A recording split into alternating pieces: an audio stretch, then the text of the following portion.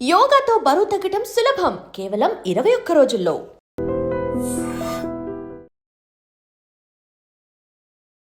Welcome to iDream media. So జనరల్గా జుట్టు రాలే సమస్య ఇబ్బంది పెడుతూ ఉంటుంది. అయితే పెద్ద జుట్టు అనేది ఈ మధ్య ఎవరికి ఉండడం లేదు. సో పొడవు జుట్టు గురించి అసలు ఆయుర్వేద శాస్త్రంలో ఏం చెప్పబడింది, ఎలాంటి హెయిర్ ఆయిల్ వాడాలి, ఎలాంటి షాంపూస్ వాడాలి, ఎలాంటి కేర్ తీసుకోవాలి, సో దీని గురించి హెర్బల్ మెడిసిన్ ఏదైనా ఉంటుందా, పూర్తి వివరాలు తెలుసుకుందాం. మనతో పాటు ప్రముఖ ఆయుర్వేద వైద్య నిపుణులు డాక్టర్ సుబ్రహ్మణ్యం గారు ఉన్నారు from Amrutham ayurvedic hospital. Doctor గారు నమస్తే అండి. నమస్తే అమ్మా. జుట్టు రాలే సమస్య అంటే ఎవరికి పెద్ద జుట్టు ఉండట్లేదు, అంతేకాదు మంచిగా జుట్టు ఉండట్లేదు, ఏం చెప్తారు, ఒత్తుగా జుట్టు ఉండట్లేదు, ఎందుకని? ఇప్పుడు పిల్లలే ఆరోగ్యకరంగా లేదు, వాళ్ళు ఆరోగ్యకరంగా లేకుండా ఉన్నప్పుడు వాళ్ళకి ఆరోగ్యకరమైన జుట్టు ఎలా పెరుగుతుంది? ఇప్పుడు చాలామంది పిల్లల్ని, అంటే పిల్లల దగ్గర నుంచి మాట్లాడుతూ వస్తాం, చాలామంది పిల్లలు ఆరోగ్యకరంగా ఎంత ఉన్నారు అని అడిగితే మేము ఒక 2 ఇడ్లీలు కూడా తినలేని పరిస్థితిలో ఉన్నాము అని చెప్పేటోళ్ళే ఎక్కువ ఉన్నారు. మరి పోషకాహారం అందట్లేదు. అసలు జుట్టు ఎందుకు పెరుగుతుంది అనే దాని మీద అవగాహన లేదు. జుట్టు ఎందుకు పెరుగుతుంది? జుట్టు అనేది ఒక వృధా పదార్థం, వేస్ట్ పదార్థం, మల పదార్థం.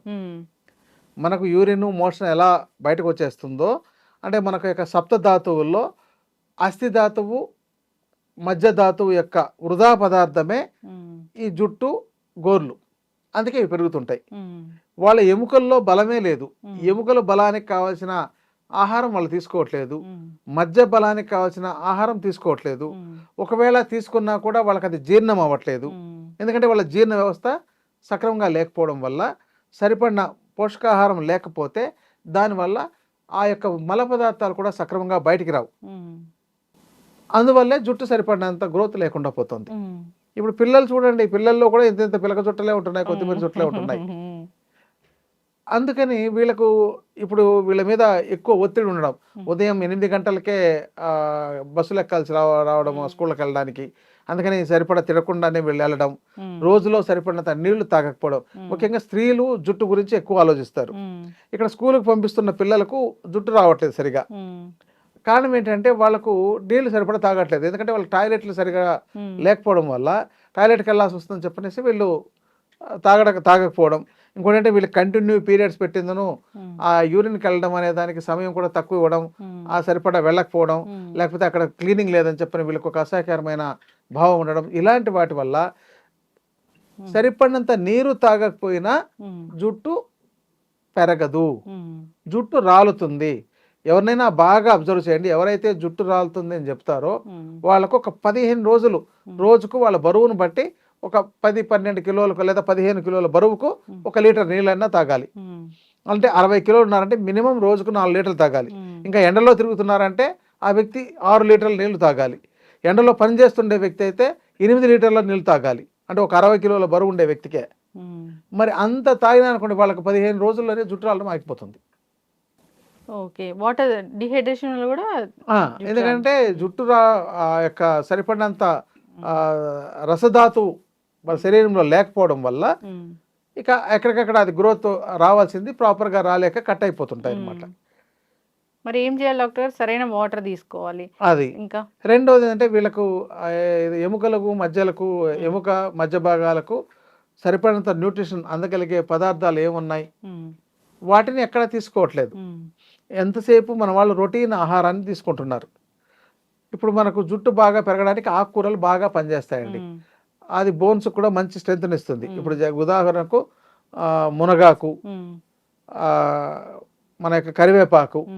మరి కరివేపాకు చూర్ణాలు ఎంతమంది వాడుతున్నారు, ఎలా పెట్టుకుని వాడుతున్నారు, దాంతో మంచిది ఎక్కడ వాడుతున్నారు, మునగాకు ఎంతమంది వాడుతున్నారు? ఈ మధ్య కొంత చెప్తుండే దానివల్ల ఎవరో కొంతమంది వాడుతున్నారు. అంటే తగిన మోతాదు, అంటే ఇక్కడ ఏది అతి సర్వత్రా వర్జేయదు, ఏది ఎక్కువ తీసుకోకూడదు. అట్లనే అన్నం కూడా ఎక్కువ తినకూడదు. జనరల్ గా మునగాకు అంటే మునగాకు మనకి అంత ఫ్రెష్ లీవ్స్ దొరకవు కాబట్టి డ్రై మునగాకు పౌడర్ వాడుకోవచ్చు.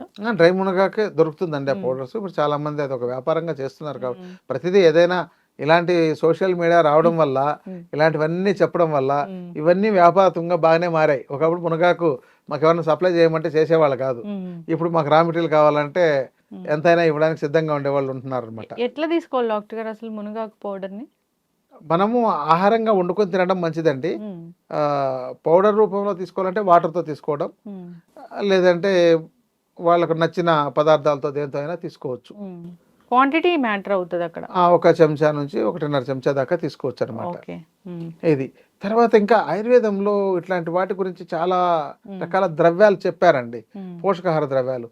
వాటిని ఇప్పుడు ఆ, నల్లేరు అంటారు చూడండి. ఉమ్, అది బోన్స్కు మంచి స్ట్రెంగ్త్ ఇస్తుంది, బోన్స్ను కాపాడుతుంది. అట్లాగే దాంతో కూడా సఫిషియెంట్ ఈ కాల్షియం ఇంగ్రీడియంట్స్ కూడా కొంతవరకు ఉన్నాయి. ఉమ్, ఇక మెంతులు, మనం మెంతులు వాడేది చాలా తక్కువ. మెంతులు ఎంతమంది వాడుతున్నారు చెప్పండి? ఉమ్, అది ఎలా వాడాలో ఇప్పటికీ చాలామందికి ప్రశ్నార్థకం. ఎందుకంటే ఉమ్, అది వగరుగా ఉంటుంది, మనం తినలేము, లేదా చేదుగా ఉంటుందని అంటారు. మరి దానికి కావాల్సిన విధానం ఎలాగా? మొలకెత్తిసి తింటే గ్యాస్ ప్రాబ్లం అవుతుంది అంటున్నారు. ఉమ్, మరి చూర్ణంని ఎక్కడైనా దేంతో అయినా వేపుడు చేసి ఏదైనా ఆహారంలో కలిపి తీసుకోవాలి. వీటిని తీసుకెళ్లి పచ్చళ్ళలో వేసి ఆ పచ్చళ్ళు తినమంటున్నారు. ఉమ్, పచ్చళ్ళు తింటుంటే చాలామందికి మాకు వేడి చేసి ఉమ్, పైల్స్ ప్రాబ్లమ్స్ వస్తున్నాయని చెప్తున్నారు. సో ఇలా ఒకదానికి ఒకటి లింక్ అవుతుంది. ఉమ్, కాబట్టి ఇక్కడ పాల్లో కాల్షియం ఉంటుంది, రాగుల్లో కాల్షియం ఉంటుంది, సజ్జల్లో కాల్షియం ఉంటుంది. ఇప్పుడు మంచి పాలే తాగడానికి సమస్యగా తయారైపోయింది. అవును.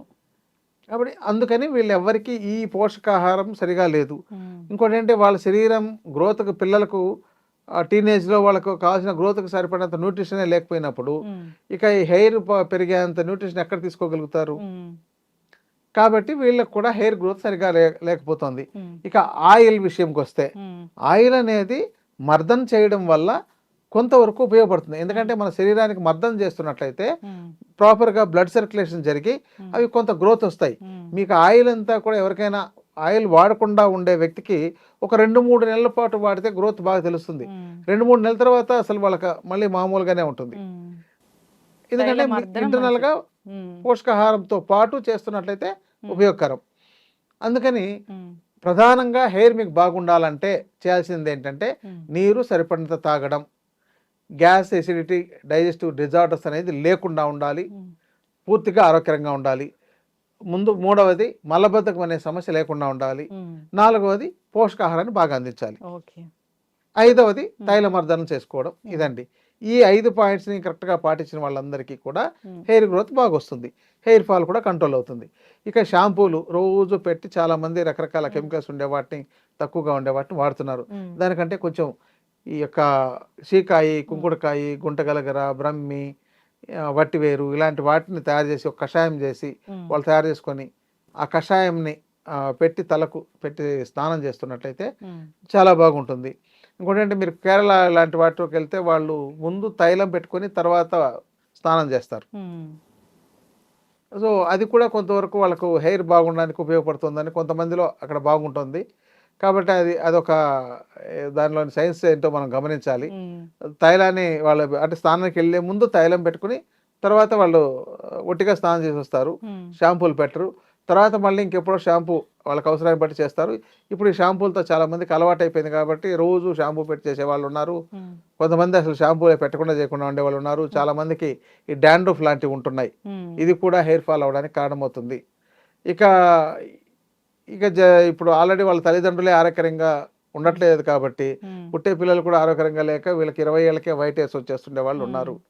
ఇవన్నీ కూడా మనం ఆరోగ్యకరంగా ఉండడానికి ఏం ప్రయత్నం చేయాలో రకరకాలుగా తెలుసుకుని ప్రయత్నం చేయడం ద్వారా సాధించవచ్చేమో కానీ ఉమ్, ఉట్టిగా ఏదో ఆయిల్తోనో, షాంపూతోనో, ఏదో టాబ్లెట్తోనో ఉమ్, మనము పూర్తి పరిష్కారాన్ని కానీ ఉమ్, బాగా మీరు కోరుకున్నంత లాభాన్ని కానీ పొందలేకపోతారని నా అభిప్రాయం. ఉమ్, చక్కగా చెప్పారు డాక్టర్ గారు.